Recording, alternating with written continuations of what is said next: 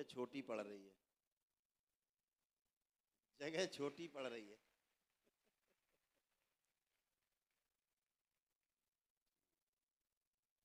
इससे बड़ी होगी, अब इससे बड़ी हो जाएगी जगह।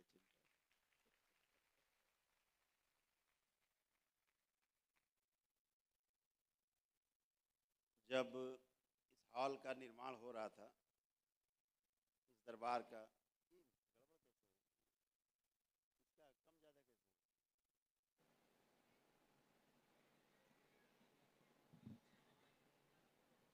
वो नहीं है माइक, कॉर्डलेस। ओम। जब इस हॉल का निर्माण हो रहा था, बन रहा था, ये सब फर्श में पत्थर वगैरह नहीं लग पाए थे, तो हम बाहर खड़े बात कर रहे थे कि चलो इतना बड़ा हॉल तो बन गया कि अब 20 साल तक छुट्टी रहेगी, इतने लोग रहेंगे कि आराम से बैठ जाया करेंगे।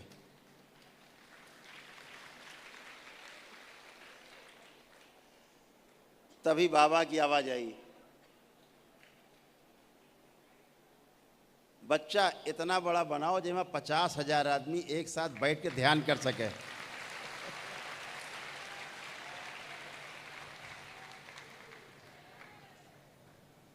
जिसमें 50,000 आदमी एक साथ बैठ के ध्यान कर सके।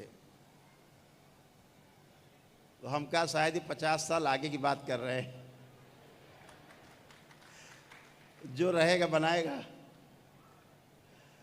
जो महारथी बीच से निकलेगा खुद ही बनाएगा, जिसके हाथ में जिम्मेदारी होगी। बनते बनते ये तैयार हुआ उस हालत में कि नीचे भी कच्ची मिट्टी थी और यहाँ ऊपर भी कच्ची मिट्टी कूट के तैयार थी, यानी बैठ सकते थे। नीचे दरी हरी और नीचे मैट बिछा करके बैठने लायक बनाया गया। पहले ही दिन ये हॉल भरा था पूरा। तब तो पीछे बैठते थे, तब पीछे कुछ था नहीं, ये सब भरा था पूरा ऊपर। बाहर वो हॉल भरा, माता का दरबार भरा, और बाहर इतनी भीड़ की अंदर समा नहीं रही थी, केवल खोपड़ी खोपड़ी दिख रही थी। पहले दिन ही फेल हो गया।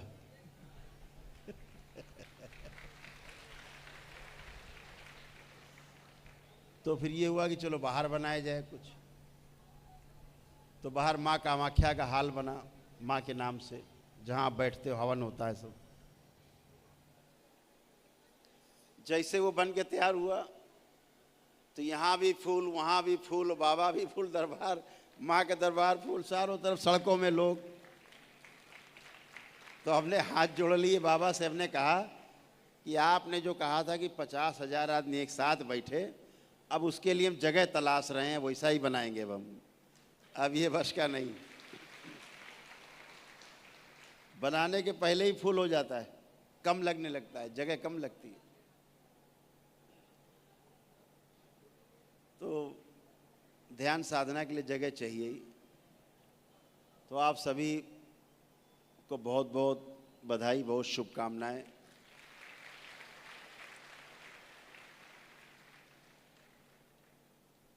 बहुत अच्छा लगता है आपको देख के, आपको जिस तरह देखते हैं, जिस हालत में देखते हैं।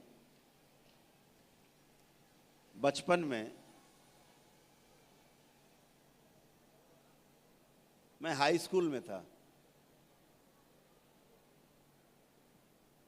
तो कितनी आग थी अंदर, आग।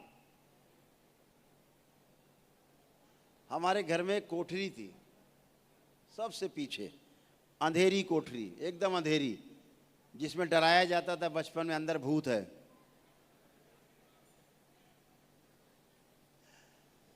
तो उसी कोठरी में रात में हम कैद हो जाया करते थे, अंदर से कुंडी बंद कर लेते थे, और रात रात भर जो पता था, जो क्योंकि बाबा तब तक मिले नहीं थे। बाबा जी हमको मिले 17 वर्ष की उम्र में।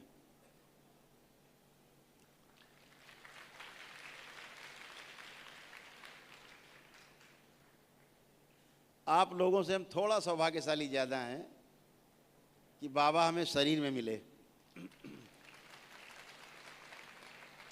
शरीर में तो आज भी हैं वो, लेकिन उस समय स्थूल शरीर जो उनको माँ से मिला था उसमें थे। बाबा का तो कुछ कह नहीं सकते, हो सकता आपके बीच में कहीं बैठे हों।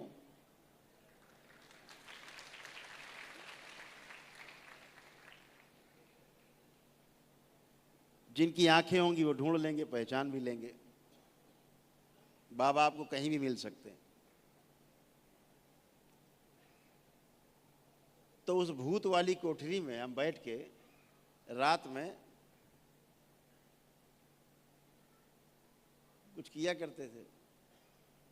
सवेरा हो जाता तब पता नहीं, तब एक स्टूल रख के और स्टूल पे एक टेबल फैन आते थे पहले, टेबल फैन। वो टेबल फैन रख के आगे उसका जो सेफ्टी जाल होता ना, जिससे कि कोई उंगली ना चल डाल दे बच्चा, वो नहीं था उसमें। तो वो चल रहा था, वो हवा देता था और हम अपना बैठ के कार्यक्रम करते रहते। एक लंगोटा पहन के, एक लंगोट।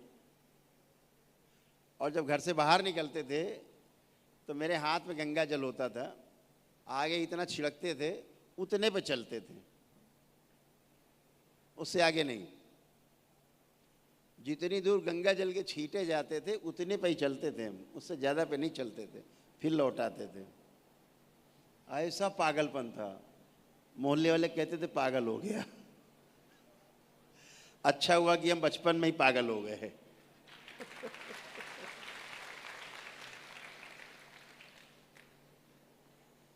स्कूल की किताबों में बहुत इंटरेस्ट नहीं था।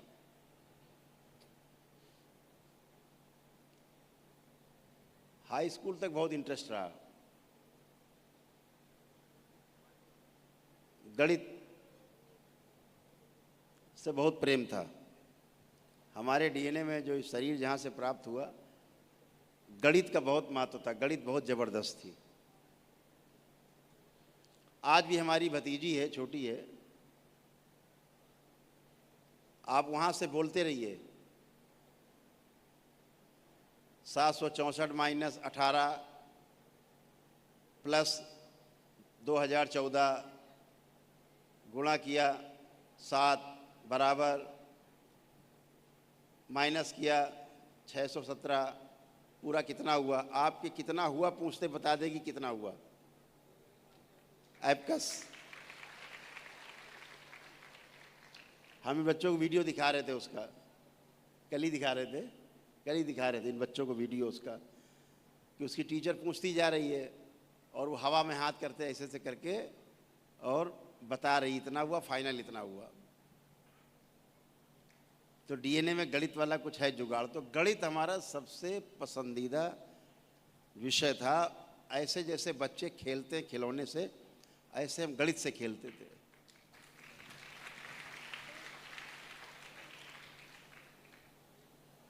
पागलपन। हाई स्कूल में 2 महीने में गणित की किताब चट करके सारे फार्मूले सब दिमाग में रट के ख़त्म हो करके फिर इंटर वालों की गणित की किताब हम पढ़ते थे। भैया हमारे इंटर में थे तो उनकी गणित की किताब फिर उनको हल किया करते थे। तो खूब पागलपन था कि भूतों वाली कोठरी में ध्यान साधना करते रहते थे।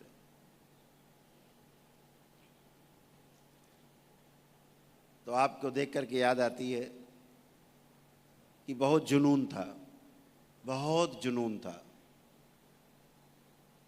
किस लेवल का जुनून था हमें खुद ही नहीं पता, लेकिन जुनून बहुत ज़्यादा था।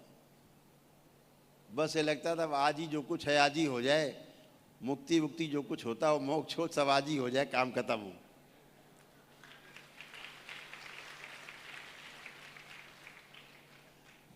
हमारे जो गुरु भाई मित्र होते थे उस समय शर्त लगाते थे, कहते थे चलो घर छोड़ेंगे। पहले यही बातें मूर्खता वाली हुआ करती थी, घर कब छोड़ोगे, पहाड़ में कब चलोगे, जंगल में कब चलोगे छोड़ छाड़ के। मैं कहता था अभी चलो, अभी चलो, यहीं से उठो। कह रहे तैयारी तो कर ले, तो हमने कहा तो फिर नहीं जा पाओगे। तैयारी में न तुम जा पाओगे न हम जा पाएंगे। अगर जाएंगे तो तुरंत अभी। हमारे बाबूजी पनामा सिगरेट पीते थे। उस टाइम में पनामा 20 सिगरेट की डिब्बी एक आती थी, पनामा सिगरेट। पुराने लोग जानते होंगे पनामा, जानते हैं कुछ लोग हैं, जानते हैं कुछ लोग, हाथ उठाएं पनामा जाए। बहुत सुंदर, बहुत शौकीन लोग हैं यहाँ। अच्छा है। पनामा सिगरेट पीते थे। हमको थोड़ा अच्छा नहीं लगता था उससे, गंध से। पीते थे उससे मतलब नहीं था, बच्चे थे हम तो, लेकिन गंध से थोड़ा दिक्कत होती थी। तो एक दिन पहले क्या होता था कि जहाँ चूल्हा होता था, कच्चा मिट्टी का चूल्हा बनाया जाता था, तब छोटे थे, तब ये गैस ऐसी आई नहीं थी उस समय, घुसी नहीं थी घरों में। अब तो घरों में गैस घुस गई। पहले शरीरों में होती थी गैस, घर में घुस गई। तो उसमें चूल्हा कच्चा मिट्टी का, तो वहाँ रोटी, अम्मा रोटी बनाती थी, तो हम लोग पीढ़ा बाहर लीप पोत के और पीढ़े में बैठ के आराम से खाते थे। तो मैं खाना खा रहा था और बाबूजी खाना खाने के बाद दूर चारपाई में सिगरेट उन्होंने जलाई। तो उसका धुआं आया, तो मैं अपना थाली लिया मैंने और मैं अंदर चला गया, घर के खाना खाने अंदर चला गया। तो बाद में उन्होंने पूछा होगा, हमारी माताजी ने हमसे पूछा कि तुम उठ के अंदर क्यों खाना खाने आए। बाबूजी पूछ रहे थे। वे खाना तो बाहर खाते थे चूल्हे के पास। तो हमने कहा कुछ नहीं, वो धुआं आ रहा था तो फिर अच्छा नहीं लग रहा था, इसलिए अंदर आए। वो बात उन्होंने बाबूजी को बता दी। बाबूजी ने हमको अगले दिन बाबूजी ने बुलाया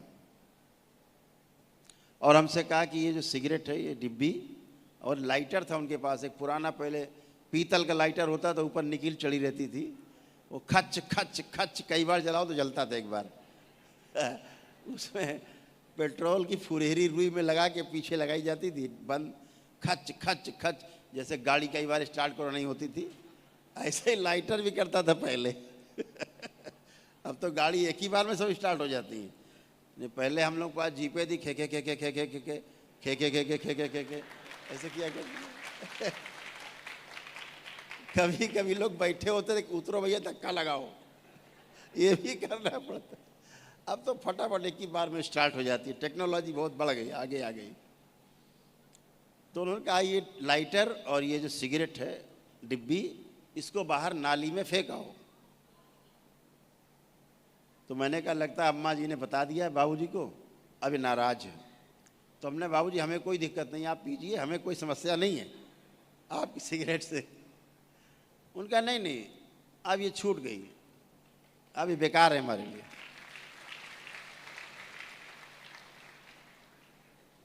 तो मैं खड़ा रहा, उन्होंने कहा बेटा फेंक आओ इसको, फेंक के आओ। तो मैंने सिगरेट की डिब्बी और लाइटर उठाया तो देखा मैंने डिब्बी में करीब आधी डिब्बी सिगरेट थी। तो मैंने कहा बाबूजी आधी डिब्बी बची, आप पी लीजिएगा फिर छोड़ दीजिएगा। बोले नहीं नहीं, अब वो छूट गई, अब इसको फेंक आओ, अब हम पी नहीं सकते। तो मैं गया बाहर, सिगरेट नाली में फेंका और लाइटर जेब में डाला।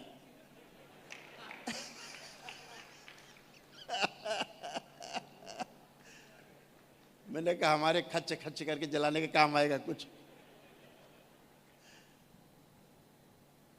आशय कहने का ये कि पहले जो बुजुर्ग थे, कितनी उनकी इच्छा शक्ति कितनी दृढ़ थी कि छूट गया, छोड़ा नहीं है, छूट गया।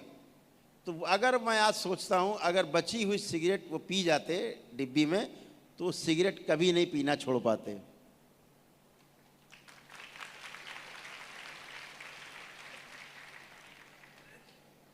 तो चलना है तो अभी चलो, तैयारी करके क्या जाना। नागराज जी जो हमारे आध्यात्मिक गुरु थे, तो जब उन्होंने घर छोड़ा अपना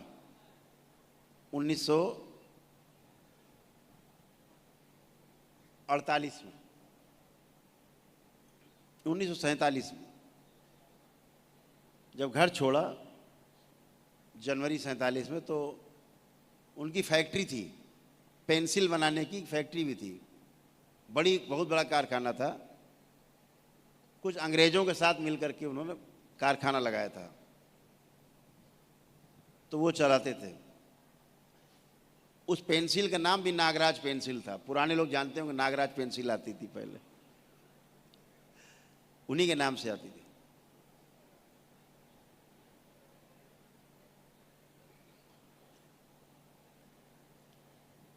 तो उन्होंने अपने पार्टनर को वो बेच दिया कि भाई तुम अब रखो, हम तो जा रहे हैं अब साधना करने। तो उनकी पत्नी ने कहा कि साधना करने जा रहे हो, कहाँ चलोगे? तो उन्होंने कहा कि नर्मदा जी के किनारे जा करके साधना करो। तो उनकी धर्म पत्नी ने पूछा, नर्मदा जी तो बहुत लंबी हैं, नर्मदा जी में कहाँ? तो उन्होंने कहा देखो हम बार बार पूछने नहीं जाएंगे उनसे। अब उन्होंने नर्मदा जी कहा है तो जहां से नर्मदा निकलती वहीं चलते हैं, बात ही खत्म, तय हो गया। उनके जो मामा थे सगे, वो उनके गुरु थे। उनके मामा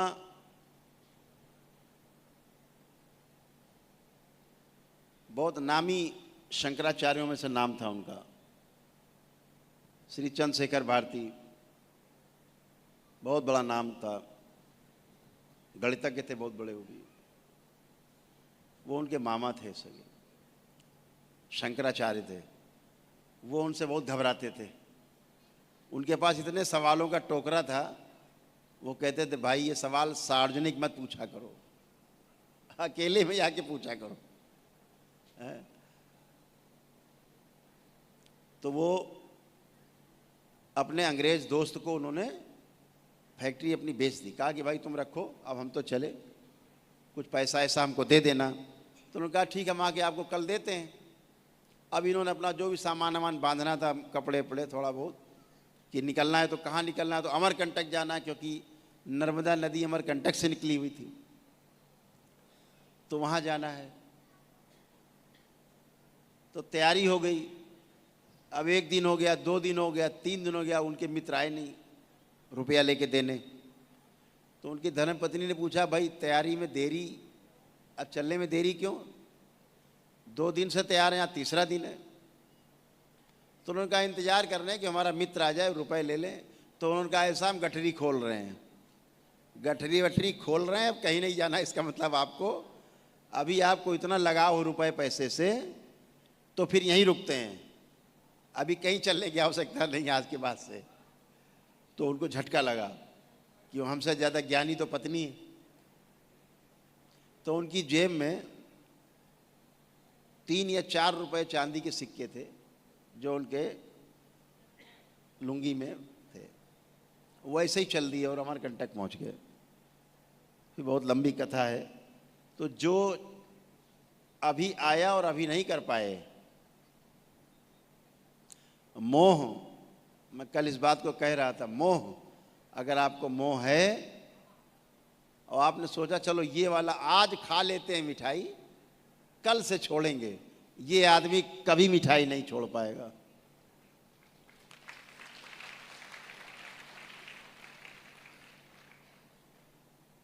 जो सामने परोसी हुई थाली में मिठाई छोड़ दे, वही मिठाई छोड़ सकता है, ये ध्यान रखो। सोचे आज थाली की मिठाई खा लेंगे, कल से छोड़ेंगे, ये आदमी जिंदगी में नहीं छोड़ सकता। समझो इसकी इच्छा शक्ति बहुत कमजोर है, बहाने बना रहा है ये, अंदर के शरीर बहाने बना रहे हैं, पीछे पीछे बहाने हैं, सब बहाने। छोड़ना है तभी छोड़ना है, नहीं तो कभी नहीं। ये वाला काम कर लें फिर छोड़ देंगे, नहीं छूटेगा, उससे आगे की डिमांड बनेगी। तो आप सभी को देख करके आज ये विचार हुए, कुछ बचपन में थे, देखा, आपको देख करके लगा, उत्कंठा आई। ये कैसी अंदर उत्कंठा है, कैसा अंदर एक हिलोरे मारती है संभावनाएं। हर व्यक्ति गुरु है, हर व्यक्ति गुरु है। गुरु माने गांव में कहते हैं बहुत गरु है, मतलब भारी है। गरु मतलब गुरु बोल रहे हैं वो। यहाँ गांव पूछो कोई भारी चीज़ दो, बोलो देखो कैसा है, तो बताएगा बहुत गरु है। यहाँ के आदमी बताएगा गांव में गरु माने गुरु कह रहा है, गुरु माने भारी। अब भ्रंश है थोड़ा बोलने में। तो हर व्यक्ति गुरु है। आप जब चलते हो ना तो आपका गुरुत्व केंद्र जो है ना वही सेंटर में रहता है, तभी आप चल पाते हो। आपका गुरुत्व केंद्र जरा सा गड़बड़ हो जाए, गिर पड़ोगे, शरीर ही गिर पड़ेगा। जीवन की तो बात छोड़ो, जीवन का केंद्र अगर गड़बड़ाया तब तो सीधे आदमी पाखाने भागता है। बहुत खुशी हो जाए, बहुत बड़ा दुख आ जाए, अचानक से नाभि हट जाती है अपने स्थान से, जीवन का केंद्र डगमगा जाता है। जीवन का केंद्र डगमगाया और आप डगमगाए, शरीर की व्यवस्था हिल जाती है। तो आप सभी हमेशा एक बात का ध्यान रखो, अपना जो गुरुत्व केंद्र है उसको मजबूती से ध्यान रखो, उसी पे ध्यान रखो, अपने गुरुत्व पे। जो अपना गुरुत्व है, अपना गुरुत्व का भाव है, चाहे शरीर का गुरुत्वाकर्षण का केंद्र है, चाहे जीवन का गुरुत्व का भाव है, उसका हमेशा ध्यान रखो। अपने गुरु होने पे, अपने गुरु होने का हमेशा अभिमान रखो, तो कभी भी डगमगाओगे नहीं। आप सामने वाले का गुरुत्व का केंद्र देखेंगे, अगर सामने वाले का आप गुरु का केंद्र ढूंढेंगे जीवन का, तो आप डगमगा जाएंगे। इसलिए ध्यान अपने पर, हमेशा स्वयं पर ध्यान हो, सेल्फ, अपनी ओर ध्यान जाना चाहिए। साक्षी भाव, दृष्टा भाव।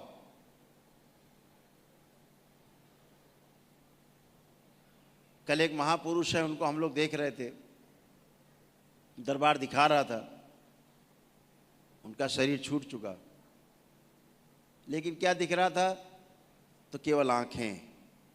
आंखें कैसी? केवल आंखें, कोई हलचल नहीं शरीर में। शरीर है लेकिन कोई हलचल नहीं, मन में कोई हलचल नहीं। दृष्टा भाव, ऐसे ऐसे देखना, ऐसे ऐसे ऐसे देखना, शरीर हिल भी नहीं रहा, क्योंकि वो उनके जीवन में था, ऐसा समाधि प्राप्त थे, इसलिए वो दृष्टा भाव में तब भी थे। शरीर छूटने के बाद दृष्टा ही भाव। तो जो दृष्टा भाव है तमाम कष्टों से आपको तोड़ देता है, तमाम बने बनाए झूठे रिश्ते नातों से तोड़ता है। फिर जब झूठे रिश्ते नाते टूटते हैं तब सही मायने में आप कर्तव्य निभा पाते हैं। ये ध्यान रखिएगा। जब तक ये झूठे रिश्ते नाते मोह और अहंकार से निर्मित रहते हैं, आपको लगता है मेरा ये रिश्ता, मेरा ये रिश्ता, मेरा ये रिश्ता, इससे ये रिश्ता, आप प्रिय हित और लाभ में डोलते रहते हैं। बाहरी बार अंदर की यात्रा नहीं हो पाती, बाहरी बार घूमते रहते हैं। यात्रा तो न्याय, धर्म और सत्य की है, दोनों ही आप में विद्यमान है, दोनों ही आप में है। चुनाव आपको करना होता है कि हमें प्रिय हित और लाभ में जाना है कि न्याय, धर्म और सत्य के रास्ते पे जाना है। चुनाव आपको करना है। दोनों हाथ आपके, एक एक चीज है, किसका सदुपयोग करना है। बहुत बिरले होते हैं जो न्याय, धर्म और सत्य की यात्रा पर निकलते हैं। ध्यान रखो, समाधि में प्राप्त होने के लिए, समाधि को उपलब्ध होने के लिए, ज्ञान को उपलब्ध होने के लिए एक क्षण काफ़ी है, जिसके लिए आदमी जन्मों जन्मों तपस्या करता है। जन्मों जन्मों वो आदमी, हम लोग सब लोग प्रयास करते हैं, प्रयत्न करते हैं कि वो क्षण आ जाए। वो क्षण आना नहीं होता है, वो क्षण रहता ही है, उस क्षण में हम रहते ही हैं। समस्या यहाँ है कि खजाना हमारे पैर के नीचे दबा होता है और फावड़ा लेके हम सामने खुदाई करते रहते हैं। खजाना पैर के नीचे होता है, वहाँ फावड़ा चलता नहीं, फावड़ा हम आगे मारते रहते हैं, वहाँ खजाना है नहीं। हम बाहर देखते रहते हैं, खजाना तो अंदर ही रहता है, हमेशा अंदर भरा पड़ा है। दृष्टि अंदर जाए, खजाना अंदर ही है, बाहर खजाना नहीं है। बाहर भोग है, सिर्फ भोग, अंदर विरक्ति है। बाहर भोग है, अंदर योग है। तो योग के रास्ते में चलने के लिए अपने अंदर ही झांकना, अपने अंदर ही देखना, यही हमारे महापुरुषों ने बताया है। और यही बाबा भी आपको बताते हैं कि अपने अंदर झांकना है, झांकना है, झांकते रहना है। धीरे धीरे झांकते झांकते आपको लगेगा अरे ये तो अपना ही है, फिर अपनापन आ जाएगा। अपनापन, अपने से प्यार हो जाएगा। और ध्यान रखो, जिस दिन अपने से प्यार हो जाएगा उसी दिन आप जीत जाओगे, उसी दिन वो क्षण आपके सामने होगा,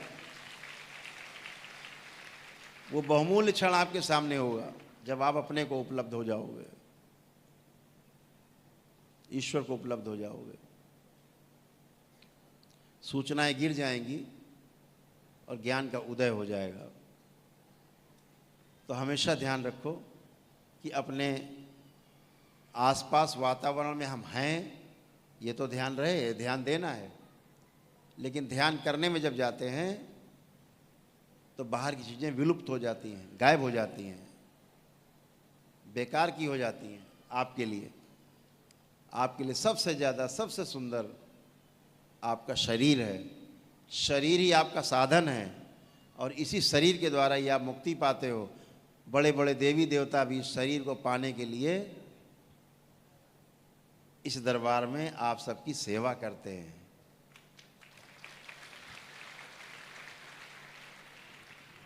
ये मनुष्य का शरीर प्राप्त करने के लिए देवता भी तरसते हैं। क्यों? अभी वो देवत्व मिला है उन्हें, दिव्यत्व उन्हें तब मिलेगा जब पुनः से शरीर धारण करने को मिलेगा। और जिस अवस्था में आज आप यहाँ बैठे हैं वो देवता इन्हीं में आके बैठेंगे। आप सब में बहुत से देवता विराजमान हैं। देवताओं की तरह आप लोग स्वयं देवता हैं, जो पुनः से जन्म लिया है, किसी तरह शरीर मिला है और दिव्यत्व की ओर जाना है, दिव्य पुरुष बनना है। अभी देव पुरुष के रूप में आप हैं। तो देवता कोई अलग से मुकुट लगा के नहीं आते, आप ही देवता हैं। देव भाव, देवता एक भाव है, दिव्यता एक भाव है, मनुष्यता एक भाव है, दैत्यता एक भाव है, दानवत्व एक भाव है। और जिस शरीर को धारण कर लेती है भाव, वैसे ही सामने दिखाई देता है। तो देवत्व से दिव्यता की ओर बढ़ना है। देवत्व तो आप प्राप्ति कर चुके हैं, आप यहाँ बैठे हैं, ये देवत्व की निशानी है, ये निशानी है देवताओं की। दैवी गुणों से आप भरे हुए हैं, यही देवत्व है, यही देवता है। देवता कोई अलग से नहीं आएंगे कि उड़ते हुए आए ऊपर से कलश लेके। आप ही देवता है। दिव्यता की ओर बढ़ने का भाव लिए जो घूम रहा है, उसे ही देवता कहा गया है। तो आपके अंदर वही भाव है कि हमें दिव्यता प्राप्त करनी है, हमें पूर्णता प्राप्त करनी है। ऐसे मत सोचो कि अरे हम तो कुछ अभी जानते ही नहीं, हमें तो अभी कुछ अनुभव नहीं हुए। जब बच्चा पैदा होता है ना, उसे भी कोई अनुभव नहीं होता है। जब अब्दुल कलाम पैदा हुए होंगे तो कोई नहीं जानता कि ये राष्ट्रपति बनेगा कल।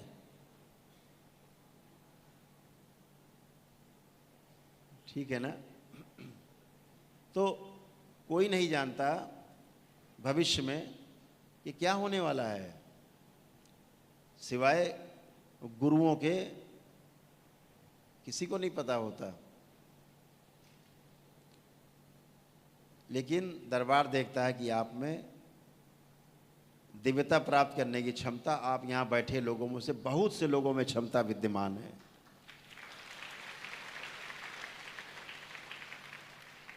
आवश्यकता किस बात की है? उस एक क्षण की। और ध्यान रखो, वो क्षण अभी प्राप्त हो सकता है, इसी वक्त प्राप्त हो सकता है, इसी समय प्राप्त हो सकता है।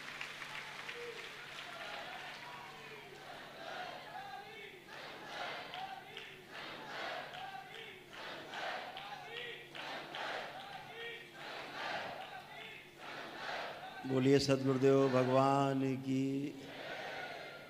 बहुत लोग रोज देखते हैं, अक्सर देखते हैं, लाश लेकर के लोग निकलते हैं, कंधे पे रख के 4 लोग राम नाम सत्य करके निकलते हैं।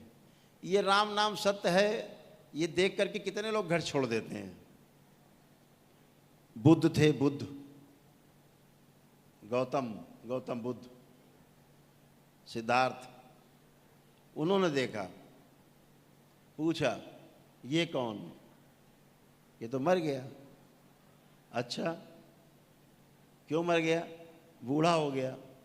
क्यों? काफ़ी लंबा समय जिया। अच्छा, तो हम भी बूढ़े हो जाएंगे? हाँ। तो फिर हम भी मर जाएंगे? हाँ। छोड़ दिया सब, उसी दिन घर छोड़ दिया रात में। ऐसा कितने लोगों को होता है। ईश्वर रोज अवसर देता है आपको, मोह से मुक्ति के, अहंकार से मुक्ति के, रोज मौके देता है ईश्वर आपको। आप उन मौक़ों को बाहर देखते हैं, ऐसा लगता है मौका दूसरे के लिए है, मेरे लिए नहीं। इसलिए आप उस मौके को उपलब्ध नहीं हो पाते, उस क्षण को, उस घटना को आप उपलब्ध नहीं हो पाते, इसीलिए आप ईश्वर को उपलब्ध नहीं हो पाते। ये प्रकृति बहुत मौके देती है आपको, बहुत, हर क्षण मौका देती है। हमें लगता है दूसरे के लिए मौका है, हमारे लिए नहीं है, तो दूसरे का मौका बन जाता है, आपका नहीं होता।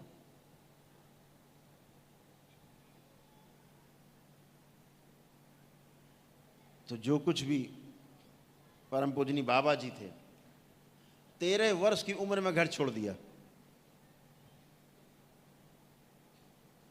वो तो गौतम बुद्ध से भी आगे निकल गए। 13 वर्ष, क्या उम्र होती 13 वर्ष? कोई उम्र नहीं। एक छोटा बालक, अबोध बालक, 13 वर्ष की उम्र।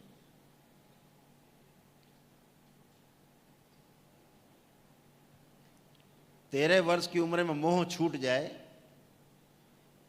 बहुत मुश्किल काम है। आदि गुरु शंकराचार्य थे, बहुत छोटी सी उम्र में, बचपन में घर छोड़ दिया। माँ से अनुमति नहीं मिली तो तमाम उन्होंने नाटक बनाए, माँ को घुमाया फिराया, बहलाया, भ्रमित कर दिया। माँ ने कहा अच्छा भैया जाओ, छोटी सी उम्र में। तो यही 2 सीढ़ी जो हमने कल बताई, मोह और अहंकार की, जिस दिन ये सीढ़ी गायब हो जाती हैं, उस दिन वास्तव में वो लक्ष्य तक पहुंचने के लिए सीढ़ी एकदम आपके सामने होती है और आप खट खट खट कर करके क्षण भर में पहुंच जाते हैं। तो पहुंचना वहाँ बहुत मुश्किल काम नहीं है। मुश्किल काम वही है कि क्षण आपके सामने आता है, आप उसे सिर्फ पहचान पाओ कि मेरे लिए है। जैसे ही आपको पता लग जाता है ये तो मेरे लिए है, आप बदल जाते हो, आपकी क्रियाएं बदल जाती हैं, आपका भाव बदल जाता है, आपके विचार बदल जाते हैं, आपका करना बदल जाता है, होना बदल जाता है। तो सब कुछ आप इस शरीर के माध्यम से कर सकते हैं। ये शरीर आपके पास जो है बहुत करामाती है। इसकी इतने करामाते हैं कि अगर हम यहाँ दिखाएं आपकी करामातें बुला बुला के, तो लोग कहेंगे कोई जादू वादू हो रहा है यहाँ मंच पे। तो हम आपको जादू के फेर में नहीं डालना चाहते, हम कतई आपको जादू टोना के फेर में नहीं लाना चाहते, चमत्कारों में नहीं लाना चाहते।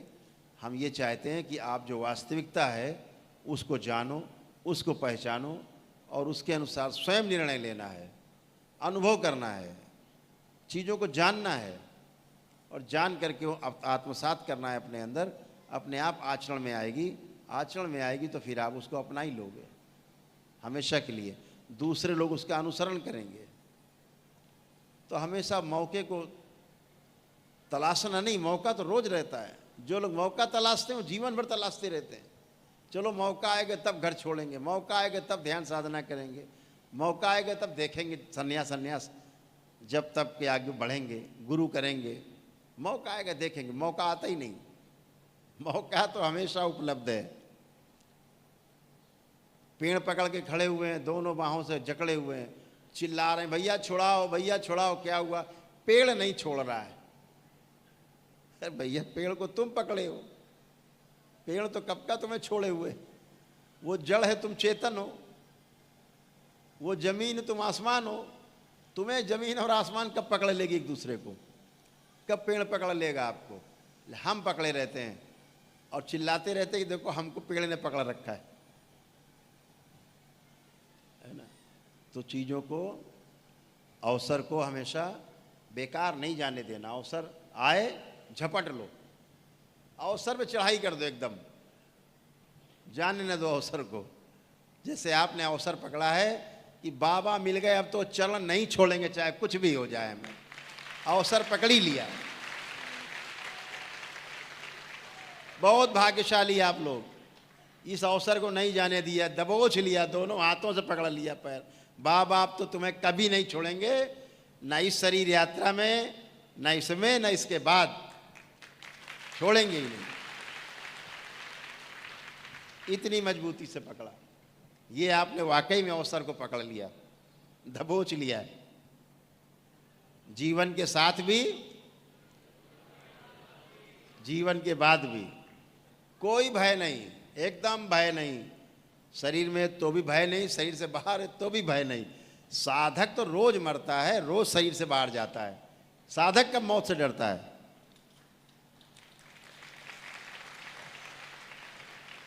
साधक तो रोज शरीर छोड़ता है, रोज छूटता है, रोज ब्रह्मांड की यात्रा करता है, रोज ही जाता है। किसको डर पड़ी है मौत की? मौत क्या है? मौत तो एक क्षण है, वही जीवन है। मृत्यु ही जीवन है, मृत्यु ही जन्म है। जन्म ही मृत्यु है, और क्या है? दोनों जुड़े हुए, टॉप और बॉटम अलग अलग दिखते हैं, है एक ही में। इसलिए जितने लोग यहाँ बैठे हैं, दरबार पहला काम क्या करता है? मौत से भय हटा देता है।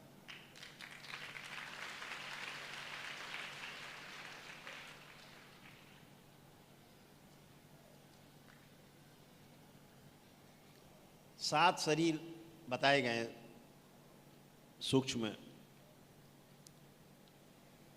ध्यान साधना के दौरान महापुरुष बताते हैं कि 7 शरीर होते हैं, 7 चक्र होते हैं, कोई कहता है। समझने के लिए चक्र बताए गए।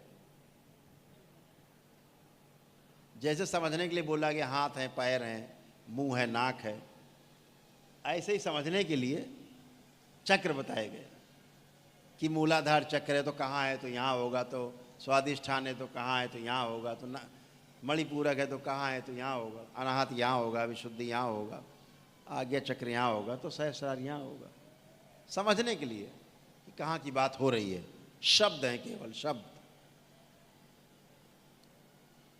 चक्र को तो बेचारे को यही नहीं पता कि उसका नाम किसने रखा है, क्या नाम है। चक्र तो चक्र है, बस है, इससे क्या लेना देना उसको, नाम तो हम आप रखते हैं। तो जब 7वां चक्र आता है, ऐसे कहते हैं लोग, जब 7वें चक्र का भेदन करना होता है, सोचो, कल्पना करो, आप साधना की चरम पर हैं, ऊंचाइयों पर हैं, सबसे ऊपर हैं, टॉप पे, और सबसे ज्यादा मोह किससे? तो शरीर से। तो सबसे ज्यादा भय किससे? तो मौत से, मृत्यु से।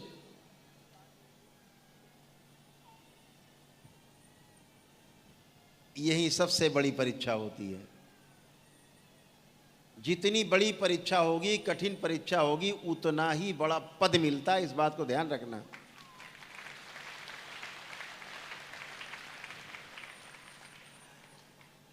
पद का स्तर, परीक्षा आपकी सरल है कि कड़ी है, इससे तय होता है।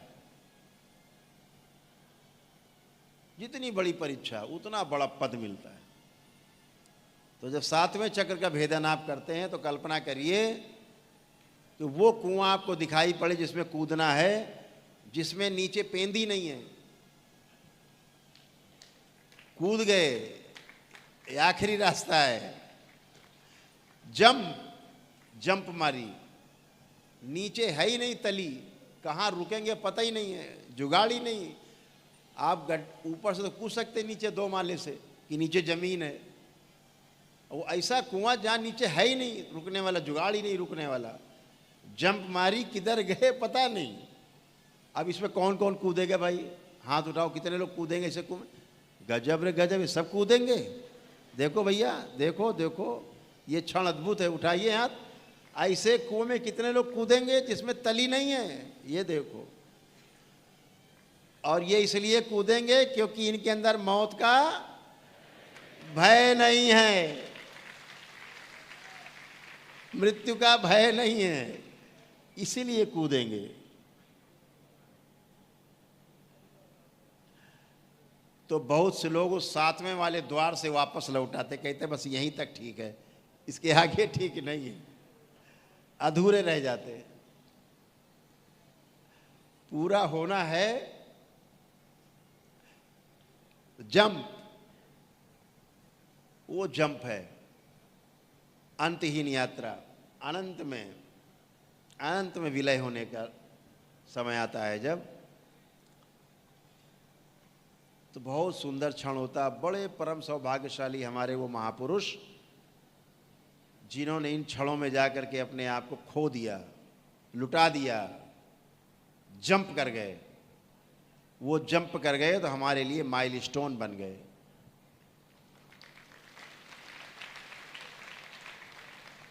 हम ध्यान साधना में उनका नाम लेते हैं।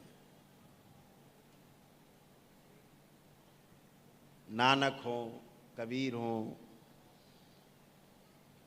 कृष्ण हो, राम हो,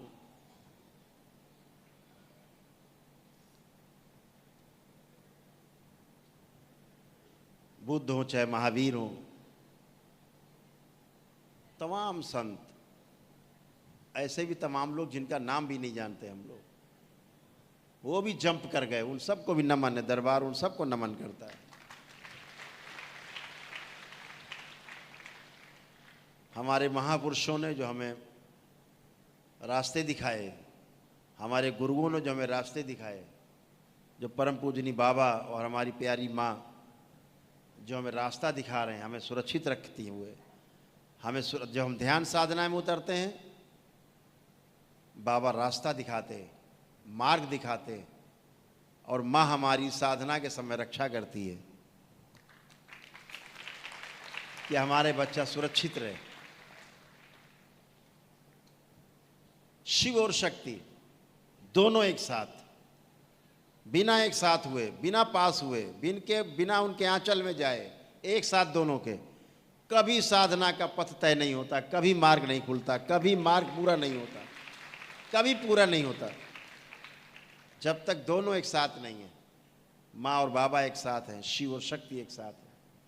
इसलिए आपको रास्ता मिलता है, इसलिए तमाम चीज़ों से आप उबर के बाहर आते हो, इसलिए तमाम चीज़ों से आप हंसते खेलते बाहर निकल आते हैं।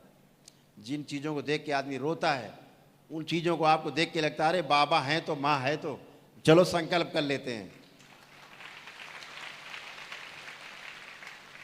आप संकल्प करते हो, संकट यूं भाग जाता है, गायब, समस्या गायब, कष्ट गायब। कितनी बड़ी शक्ति दी कलयुग में बाबा और माँ ने, इस दरबार ने।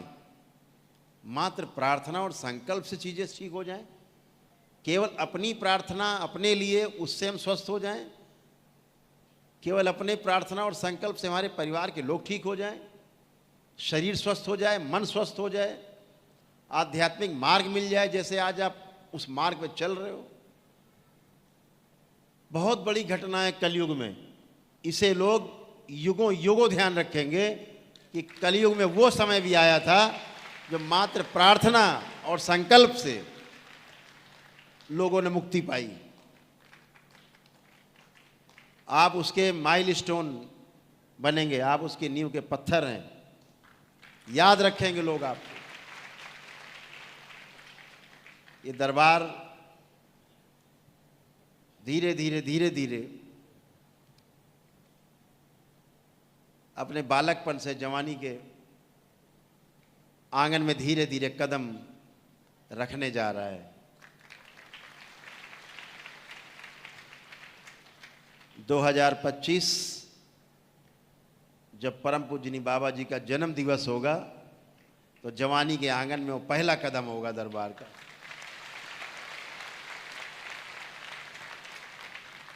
जहां आप जैसे लाखों शिष्य बाबा के, लाखों लाखों शिष्य पूरे विश्व में एक साथ ध्यान और साधना किया करेंगे, एक समय पर, एक ही समय पर। टेक्नोलॉजी का भरपूर इस्तेमाल करना है। इस बेवकूफ़ी में बिल्कुल नहीं जाना कि नहीं साहब हम तो बैलगाड़ी में हमारे पुरखे चलते थे, हम तो बैलगाड़ी में ही चलेंगे, तुम कार में जाओ। ऐसा कुछ भी नहीं। कार है तो पूरा इस्तेमाल करेंगे, हवाई जहाज है तो उसका इस्तेमाल करेंगे।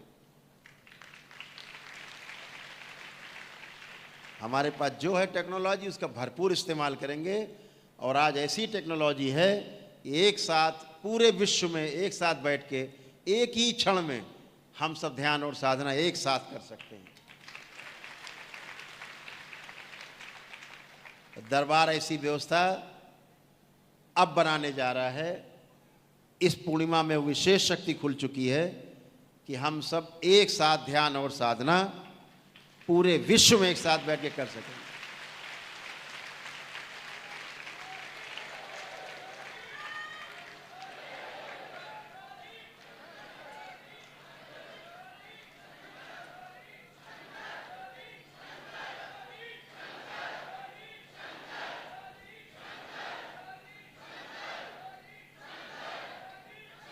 बोलिए सद्गुरुदेव भगवान की।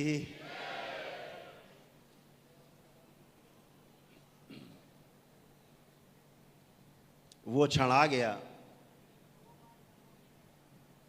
कि हम सब एक साथ अपने अपने घरों में बैठ के भी एक साथ होंगे।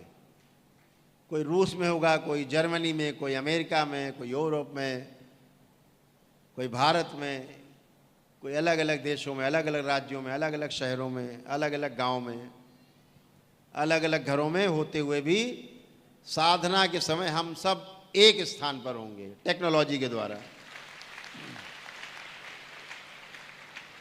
उन सभी वैज्ञानिकों को, हमारे देश के उन वैज्ञानिकों को, दुनिया के उन सभी वैज्ञानिकों को बहुत बहुत शुभकामनाएं, बहुत बधाइयाँ और बहुत बहुत धन्यवाद उनको कि ये टेक्नोलॉजी उन्होंने हमें प्रदान की है, जिसका हम साधना में इस्तेमाल करेंगे, ध्यान साधना में इस्तेमाल करेंगे।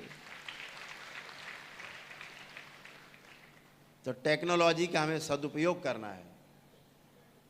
दोनों पक्ष बने रहते हैं, मोबाइल का सदुपयोग भी है, दुरुपयोग भी है। सदुपयोग हम कर पाएँ इसके लिए हम तैयार हैं और आगे कर पाएंगे, इसके कार्यक्रम जारी करेंगे। इसके लिए हम सभी एक सम्मेलन जो पिछले 6 माह से नहीं हो पाया है दरबार की व्यस्तता के कारण, बाबा के जितने भक्त हैं, जितने शिष्य हैं, उनका महासम्मेलन 17, 18 और 19 अक्टूबर को हरिद्वार में होगा।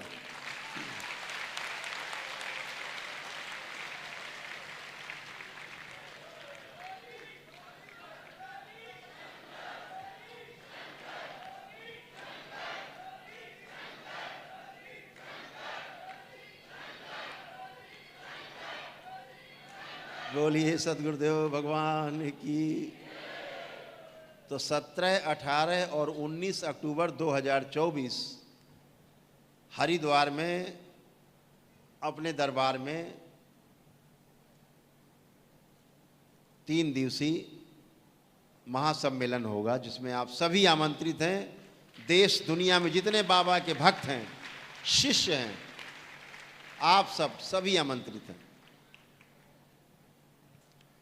जहाँ दीक्षा के साथ साथ ध्यान साधना के भी कार्यक्रम होंगे और आगे के कार्यक्रम बनाए जाएंगे। और वहीं से शुरुआत होगी पूरे विश्व में एक साथ साधना की और ध्यान की, एक साथ साधना।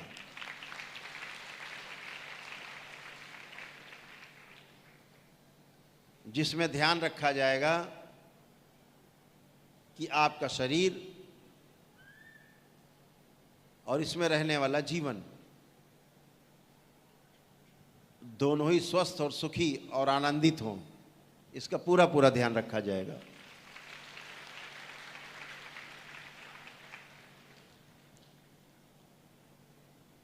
और बाबा के जन्मदिन के बाद एक घोषणा और करना चाहते हैं। बाबा के जन्मदिन के बाद ऐसे कम से कम ऐसे शुरुआत में 10 लोग छांटे जाएंगे, योग्यता और क्षमता में कसौटी में जो खरे उतरेंगे दरबार के, उनको दरबार खोलने के लिए अनुमति दी जाएगी।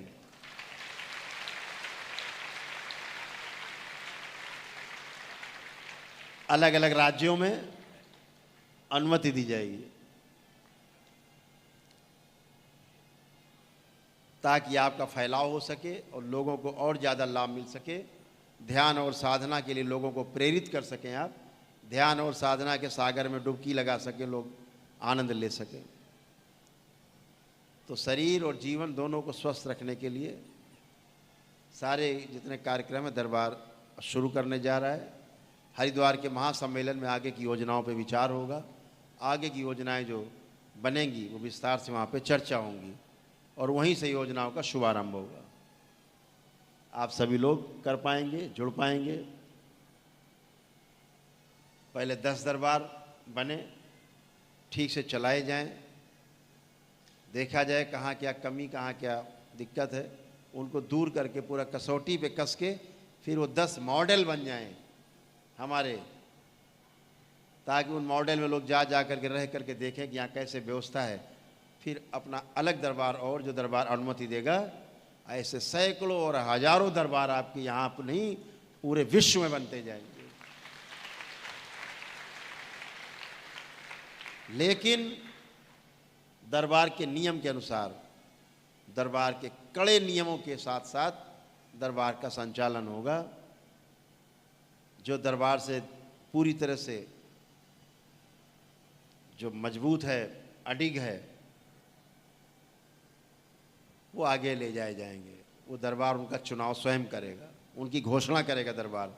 अधिकृत रूप से हम स्वयं जाएंगे और उन दरबारों का उद्घाटन करेंगे और वहाँ रह करके हमारे दरबार के जो, हमारे ही दरबार के अपने जो बच्चे हैं, जो आगे आप बहुत आगे हैं, वही सब बच्चे जा करके, जो बच्चे शरीर में हैं वैसे नहीं है,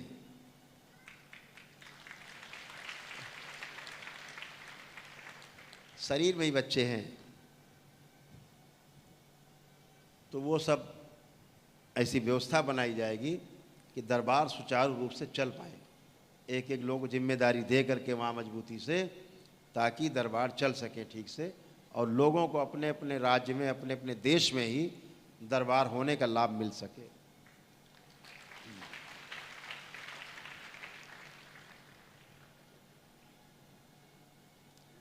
इस दरबार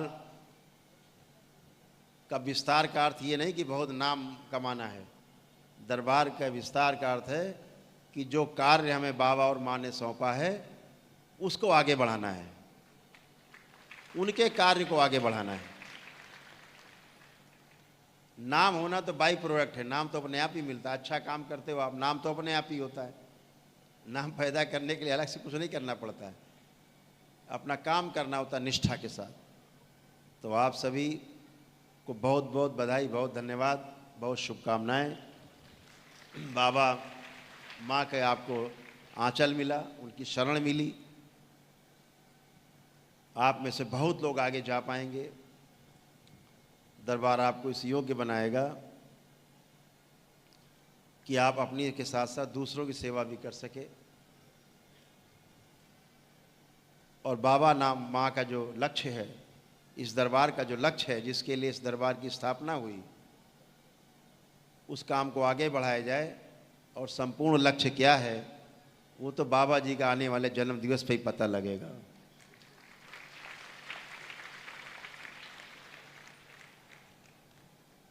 तो बातें बहुत होती रहेंगी आपके साथ। अब कुछ लोग, हमें लगता है भूखे बैठे हैं यहाँ। कुछ लोग भूखे हैं क्या? जो हाथ हिला रहे यही भूखे हैं। कह रहे नहीं। गांव में जब आता है ना पेड़ा एड़ा कुछ बर्फी वर्फी टाइप की चीज़ें, तो लोग सबको देते हैं, भैया आप लो आप लो आप लो। सब लोग एक एक उठा लेते हैं। फिर प्लेट में, अब होते 20 लोग, फिर प्लेट में बचते हैं 10 पेड़ा। अब बैठे 20 आदमी एक एक पेड़ा खा गए, अब 10 पेड़ा बचे हैं। वो रखे हैं 10 पेड़ा, आप जो 10 पेड़ा रखे हैं उनमें कैसे एक एक बटेगा? तो एक एक बट नहीं पाएगा। तो जब एक एक नहीं बट पाएगा तो क्या होगा? तो लोग कहते हैं कि भैया आप लो पेड़ा, प्लेट उठाते कहते हैं आप लो, अरे लो, आप लो, आप एक लो, एक लो। हम कहते हैं भैया तुम पहले ले लो, जो प्लेट उठाए वो पहले तुम ले लो, तुम्ही को चाहिए। तो अच्छा है आप हाथ हिलाते भूखे नहीं, ये तो आपकी आस्था विश्वास श्रद्धा है बाबा के प्रति।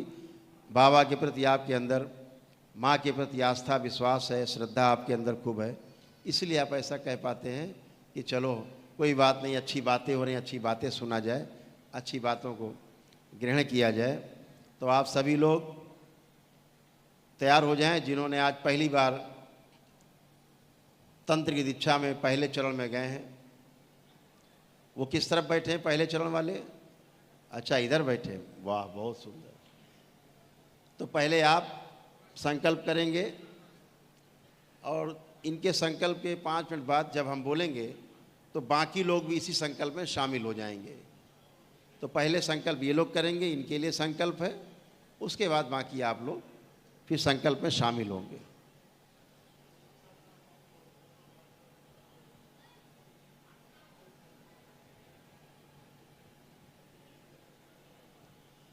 हाँ, एक सूचना और है आप सबके लिए। वो जो सबको छूट मिली हुई है वनडे करने के लिए, जो 61,000 रुपये की छूट है सबको, वो उन सभी के लिए छूट है, जारी रहेगी, अभी चलता रहेगा ये। जो लोग नौ हवन करके, आरोग्य हवन करके दीक्षा ले चुके हैं, वो चाहे कल ही दीक्षा क्यों ना ली हो, 9 हवन करके, आरोग्य हवन करके, वो सभी लोग अगर आगे चाहें तो वनडे अपना कर सकते हैं, उसमें उनको छूट मिलती है। पहले जनवरी तक के लोग शामिल थे, अब ये सभी लोग शामिल हैं।